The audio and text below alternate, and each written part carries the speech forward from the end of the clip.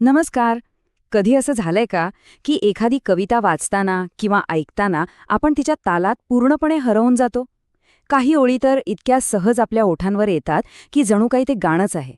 तर आज आपण कवितेच्या याच जादुई तालामागचं रहस्य म्हणजेच वृत्त म्हणजे काय हे एकदम सोप्या भाषेत समजून घेणार आहोत. चला तर मग सुरुवात करूया. कधी विचार केलाय का की कविता वाचताना काही ओळी आपोआप एका विशिष्ट लयीत गुणगुणाव्याशा का वाटतात? जसं काही एखादं गाणं गुणगुणतोय आपण. ही लय किंवा हा जो ताल आहे तो येतो तरी कुठून? तो आपोआप येतो की त्यामागे काहीतरी खास कारण आहे? तर कवितेची हीच सुंदर आणि मनाला भावणारी जी लय आहे ना, तिलाच वृत्त म्हणतात. हे काही अचानक होत नाही बरं का. कवीने अगदी जाणीवपूर्वक केलेल्या एका खास रचनेमुळे कवितेला तो सुंदर ताळ मिळतो आणि आज आपण हीच रचना काय आहे ते बघणार आहोत. चला तर मग आपल्या मूळ प्रश्नाकडे येऊया की हे वृत्त म्हणजे नेमकं काय आहे? कवितेच्या गोडव्याचा, तिच्या मेलोडीचा पाया काय आहे? अगदी साध्या सोप्या शब्दांत सांगायचं झालं तर वृत्त म्हणजे कवितेतल्या ओळींची एक ठरलेली लय आणि बांधणी. ज्या नियमांमुळे किंवा ज्या पद्धतीमुळे कवितेला एक ताल मिळतो तिलाच वृत्त म्हणतात. हे एक प्रकारचं शब्दांच्या संगीताचं व्याकरणच आहे असं समजा. आता पुढचा प्रश्न की वृत्ताची गरज काय? अहो, वृत्तामुळेच तर कविता कानाला ऐकायला गोड वाटते, ती आपल्या पटकन लक्षात राहते. आणि म्हणूनच अनेक कविता आपल्याला एखाद्या गाण्यासारख्या वाटतात. वृत्तामुळे कविता आणखी सुंदर आणि प्रभावी बनते. ओके, तर आता हे बघूया की ही लय किंवा हा ताल तयार कसा केला जातो. म्हणजे कवितेत ही लय आणण्याचे मुख्य मार्ग तरी कोणते आहेत? तर याचे ना 2 मुख्य प्रकार आहेत जे मोजण्याच्या वेगवेगळ्या पद्धतींवर अवलंबून आहेत. हे आहेत ते 2 मुख्य प्रकार. पहिला आहे मात्रावृत्त आणि दुसरा आहे अक्षरवृत्त. त्यांच्या नावांमध्येच त्यांची ओळख दडलेली आहे. चला आता एक एक करून दोन्ही प्रकार काय आहेत ते समजून घेऊया. तर पहिला प्रकार आहे मात्रावृत्त.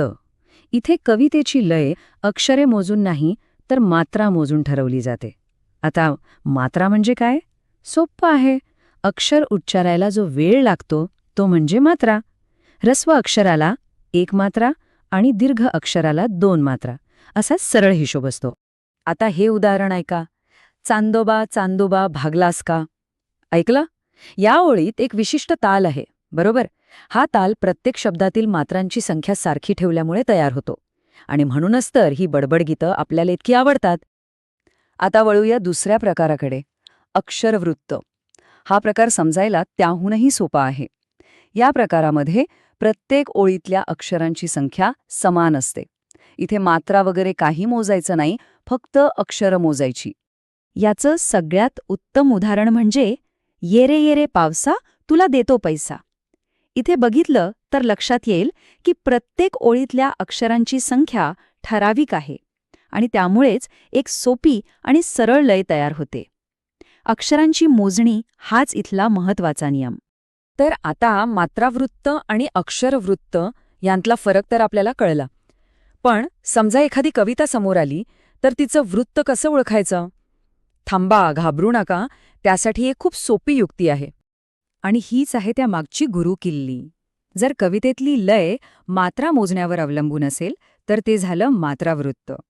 आणि जर लय फक्त अक्षरा मोजण्यावर अवलंबून असेल तर झालं अक्षरवृत्त.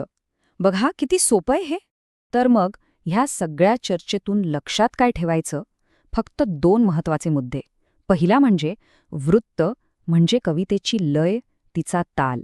आणि दुसरं म्हणजे कवितेला सुंदर, प्रभावी आणि अविस्मरणीय बनवणारा हा एक खूप महत्वाचा घटक आहे. आता तुम्हाला वृत्ताचे दोन्ही मुख्य प्रकार माहीत झाले आहेत. तर मग जरा विचार करा, आपल्याला कोणता प्रकार जास्त इंटरेस्टिंग वाटला? मात्रा मोजून येणारी ती लय की अक्षरं मोजून येणारी सरळसोट लय?